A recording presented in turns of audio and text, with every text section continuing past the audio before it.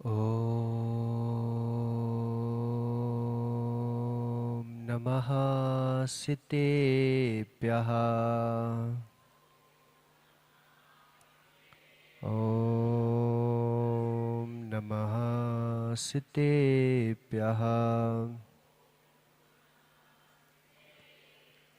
ॐ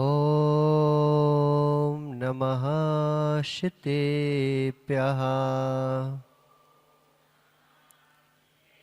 प्रधस्तघाति कर्माणां केवलज्ञानभास्करां कुर्वन्तु जगतां शान्ति वृषभाद्याचिनेसरां।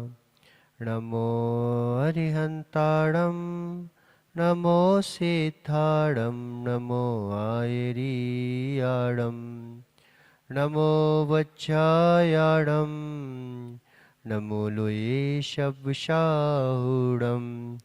पंच परमेष्टि भगवान की 1008 श्री आदिनाथ भगवान की, आचार्य भगवान गुरुवर विशुद्ध सागर जी महाराज की, 3 कम 9 कोटि मुनिराजों की जय। परम पूज्य प्रथम सागर जी गुरुदेव की, मुनि संघ की। मनुष्यों, असंयम के दिन असमंजस के दिन कहलाते हैं। असंयम के दिन जो है वेदना के दिन कहलाते हैं। असंयम जो है पहले ही कष्ट देता है, प्रारंभ में कष्ट देता है, और जो है आरंभे ताप। जब तक कोई चीज नहीं मिली उसके लिए ताप देता रहता है कि मिल जाए मिल जाए मिल जाए। इसलिए कोई चीज छोड़ ही दो तो कम से कम ये विकल्प तो समाप्त हो जाए कि मिल जाए मिल जाए। आरंभ में ही ताप देते हैं और प्राप्त हो जाए तो फिर रखने के लिए संताप देते हैं कि रखूं कहां पर मैं इसको। और जब छूटता है तो मैंने इतना खाया था, इतना कमा लिया, अब मैं छोड़ रहा हूं। कैसे छूटेगा, कैसे कष्ट होता है। इसलिए असंयम जो है वो हमेशा ताप देता है, हमेशा संताप देता है, हमेशा ही अंदर दीपेश वह घुटता रहता है। हमें लगता है कि आनंद आ रहा है, क्या करें, हमने घुटन को आनंद बना लिया। बात ये होती है, हितकारी बंधन व्यक्ति को सुरक्षित रखते हैं। हितकारी बंधन व्यक्ति को सुरक्षित रखते हैं। कई लोग कहते हैं असंयम यानी अरे जब आज नहीं खाओ नहीं खाओ, क्या नहीं खाओ, आराम से खाओ पियो ऐश करो फिर आराम से साधना कर लेंगे। क्या ये छोड़ो क्या ये वो छोड़ो। जब खाने को मिला है एक ही पर्याय तो मिलती है खाने को, क्यों नरेश? कि नारकियों को तो बेचारे मिल ही नहीं पाएंगे, देवों को भी जो है अमृत झड़ जाता है। वो भी जितने उनकी सागर की आयु रहती है उतने दिनों में एक बार जो है कि खाने को एक ही जगह तो मिली है, बस यहीं पे बना सकता हूं, यहीं पे खा सकता हूं। त्रियंच बेचारे खा तो सकते हैं लेकिन बना नहीं सकते। तो क्या सोचते हैं हम कि एक ही पर्याय तो है महाराज। क्यों प्रकाश? एक ही पर्याय तो है, एक ही पर्याय में ना खा पाए फिर आनंद किस बात का। एक ही पर्याय तो है जो पूरे सुख भोगने के लिए मिली है, और जगह तो इतने सुख भोगने के लिए समय भी नहीं मिलता, इच्छा भी नहीं होती। एक ही जगह तो है,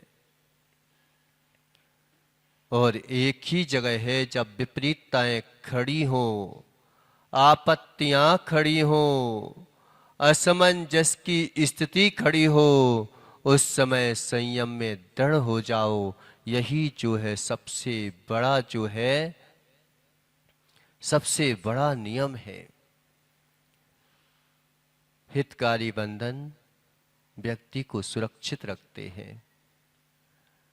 हितकारी बंधन व्यक्ति को सुरक्षित रखते हैं। कई बंधन ऐसे होते हैं जो व्यक्ति को सुरक्षित रखते हैं। क्यों? अगर बेटा मां की उंगली छोड़ दे और मेले वगैरह में है तो सुरक्षित रह पाएगा क्या? क्यों? अच्छा है, मेरे को तो पूरा मेरा घूमना है, क्या हाँ माता का हाथ पकड़े रहो तुम? क्यों मां का हाथ पकड़े? ऐसे ही गुरु का हाथ पकड़े रहोगे दीपेश, तो निश्चित मानो एक संयम दिलाएंगे। लगेगा तो ऐसा कि कैसे मैं छोड़ दूं, लेकिन हो सकता है कि वह संयम तुम्हें जो है मुक्ति का साधन बन जाए। हितकारी बंधन व्यक्ति को सुरक्षित रखते हैं। ये संगठन बना है, हितकारी बंधन है।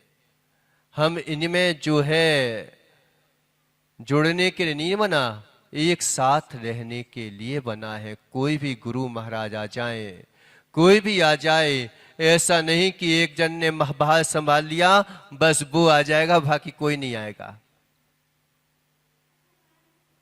सबको आना है, एक साथ आना है।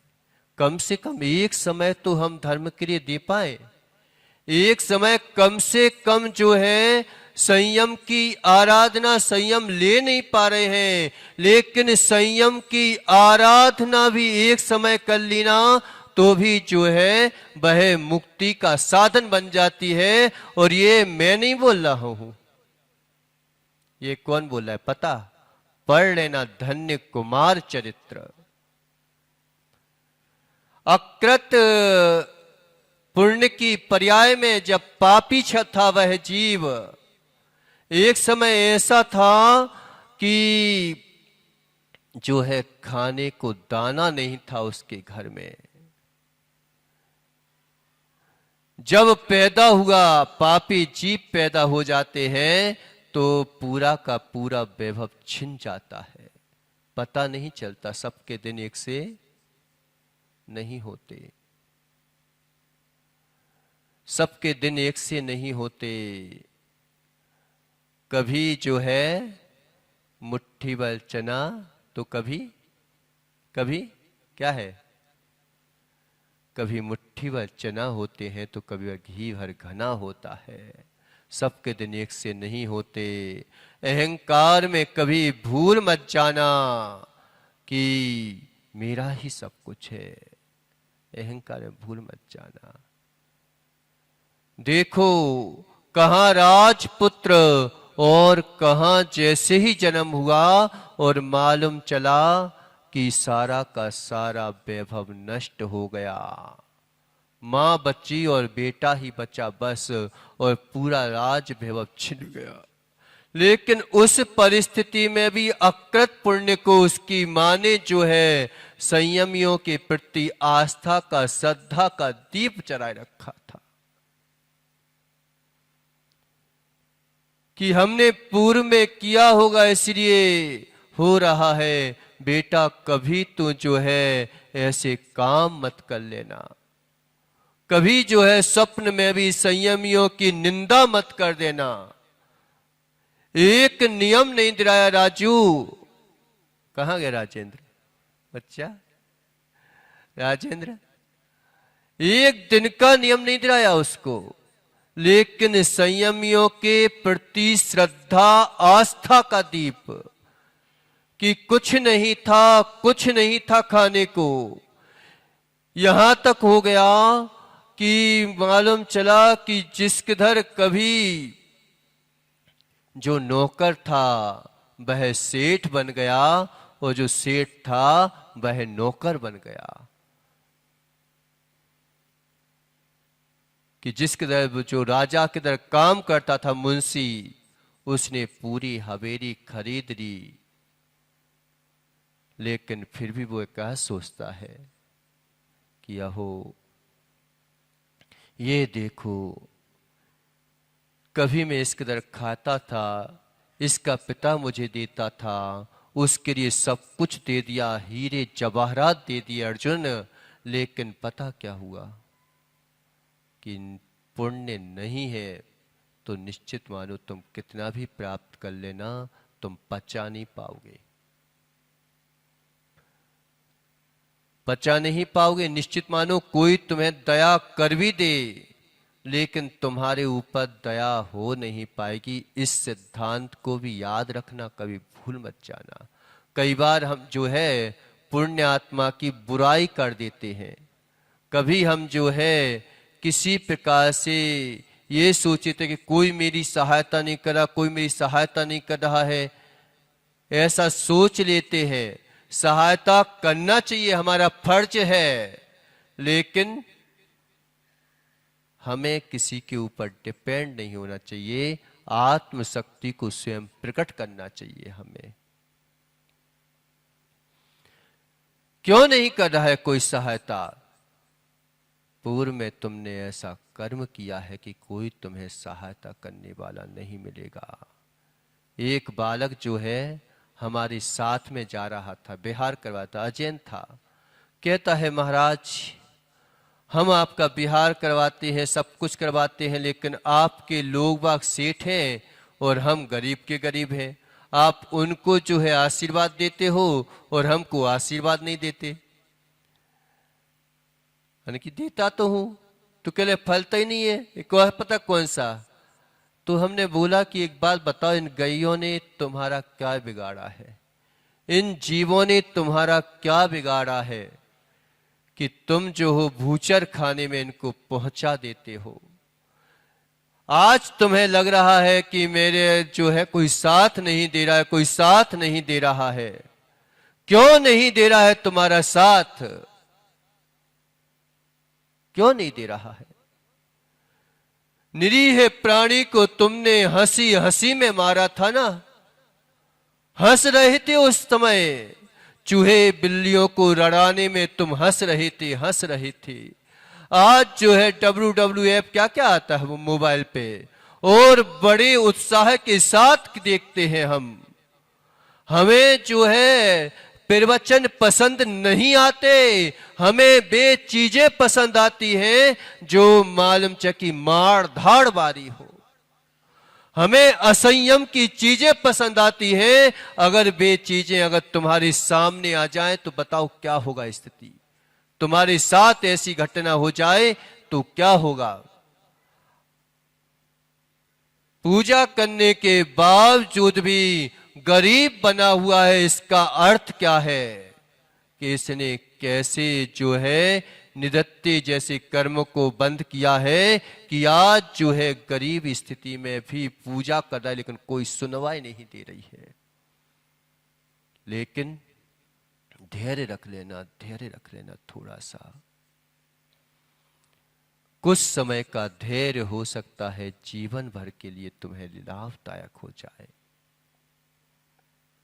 नियम नहीं दिलवाऊंगा, तुम तो अपने मन में जो जो नियम लेना हो ले लेना, कमरे में आके ले लेना कि मैं ऐसा काम नहीं करूंगा कभी।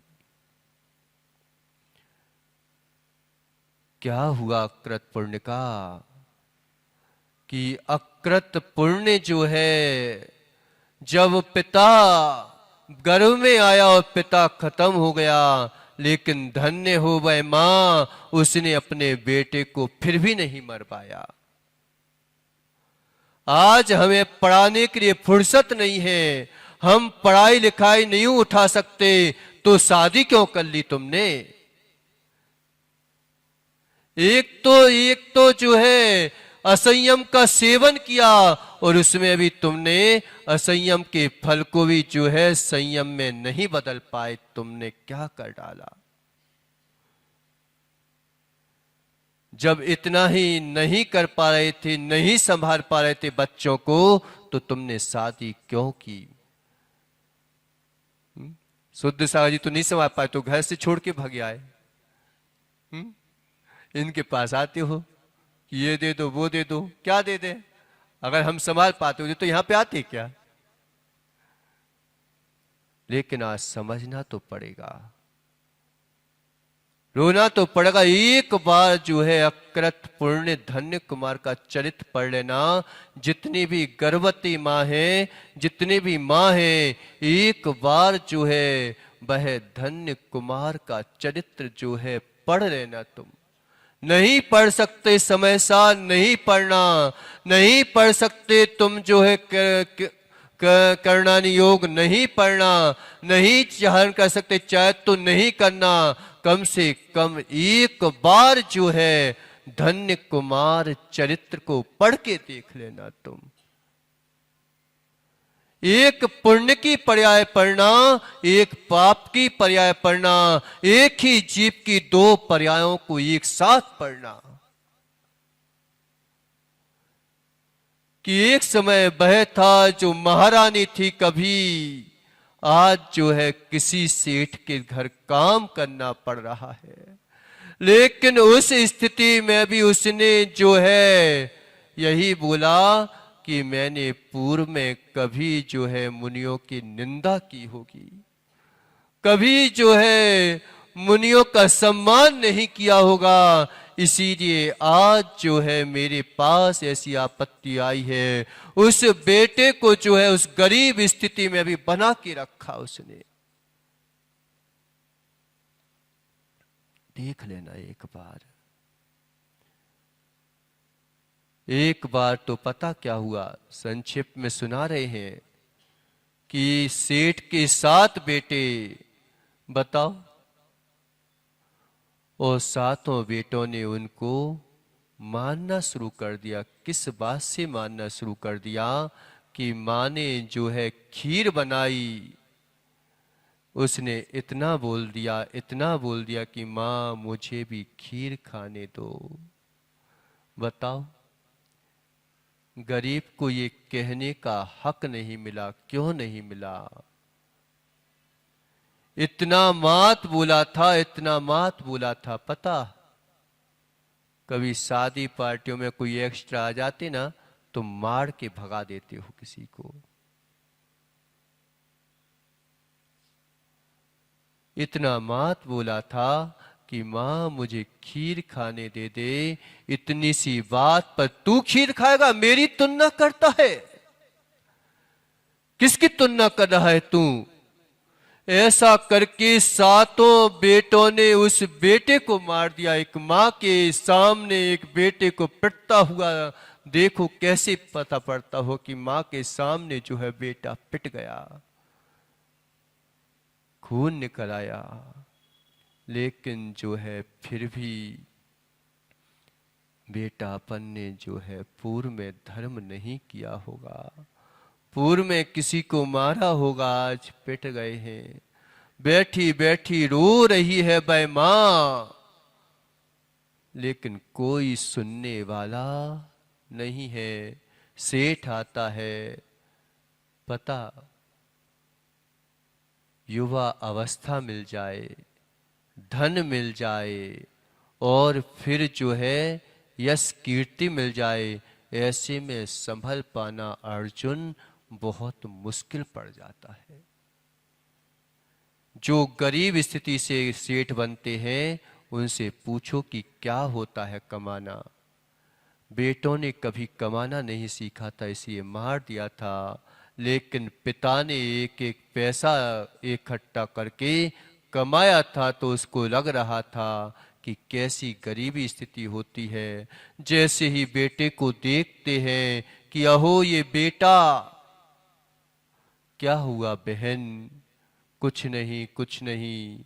वो समझ गया कि मेरे बेटों ने ही इसको मारा होगा, और उसके लिए जो है कि मैं बेटे को तो नहीं समझा सकता। निश्चित मानो गरीब के बेटों को समझाना आसान है, लेकिन अमीरों के बेटों को समझा पाना बहुत मुश्किल है,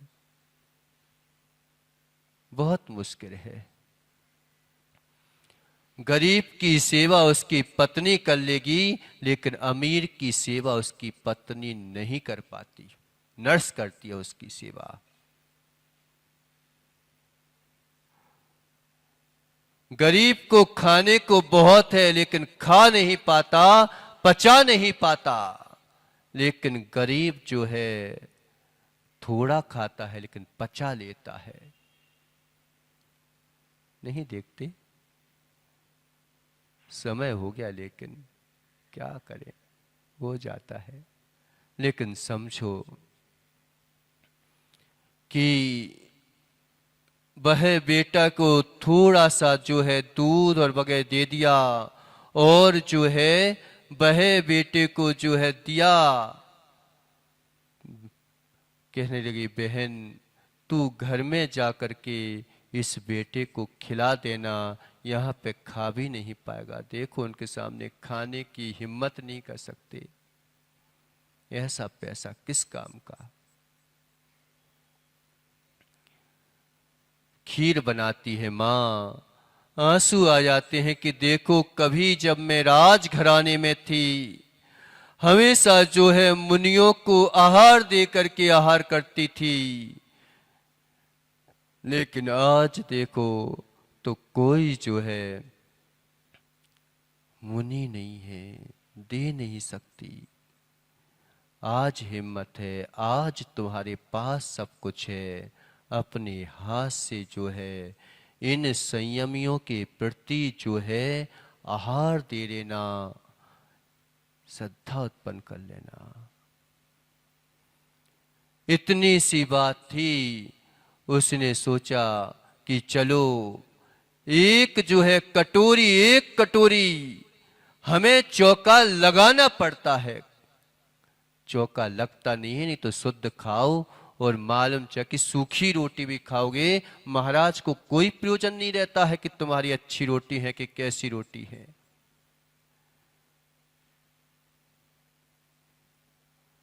लेकिन अपने घर में जो है चौका लगाना चाहिए, कभी धर्मशालाओं वगैरह में चौका नहीं लगना चाहिए।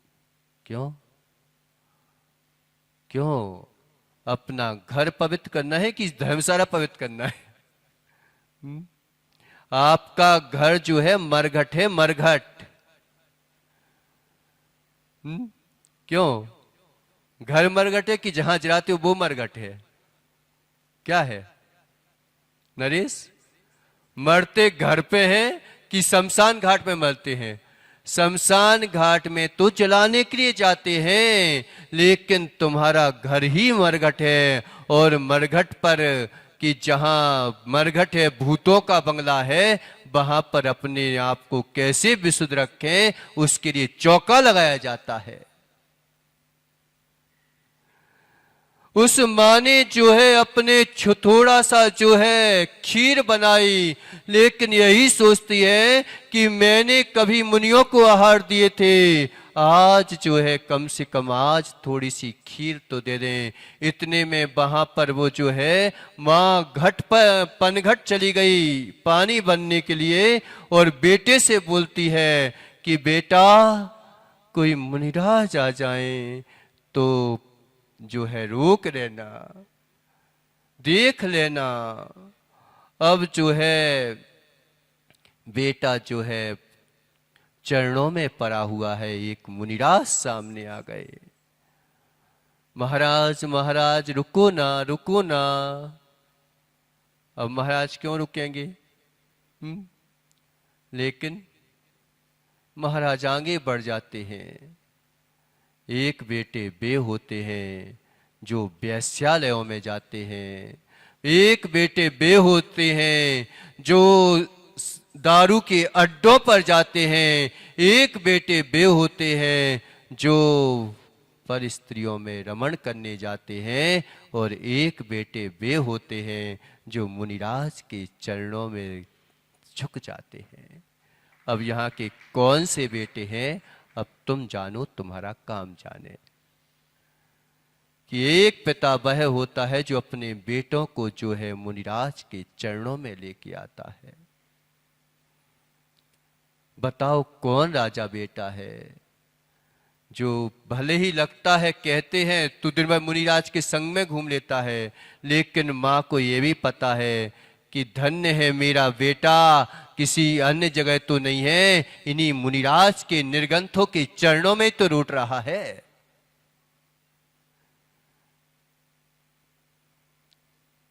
परेशान हो जाते हैं लोग बाग कि महाराज धन है, दौलत है, सब कुछ है, लेकिन सुख शांति नहीं मिल रही मेरे को। कई लोग कहते आते हैं पूनम चंद जी कि मेरे पास एकदम वैभव है लेकिन सुख शांति नहीं मिल पा रही है।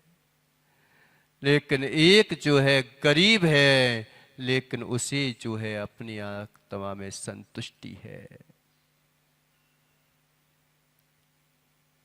वह बेटा जो है गुरु के चरणों में क्या बोलता है पुनीत, क्या बोलता है कि महाराज महाराज रुक जाओ ना। महाराज आगे बढ़ जाते हैं, फिर वह जो है चरणों में पकड़ ही लेता है।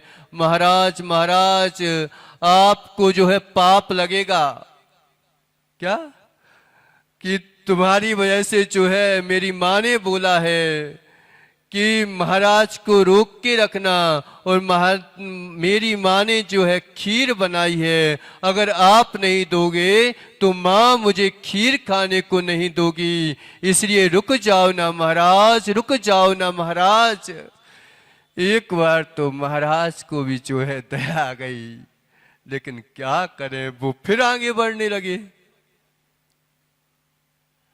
तो फिर माँ जो है सामने से आ जाती है, और महाराज का नियम क्या था पता, कि मटका जो है सर पर रख के आ रही होगी। देखो नियोग देखो, ना गरीब के होते हैं ना अमीर के होते हैं, ये तो जिसके अंदर श्रद्धा होती है उसके ये देवसाज गुरु होते हैं।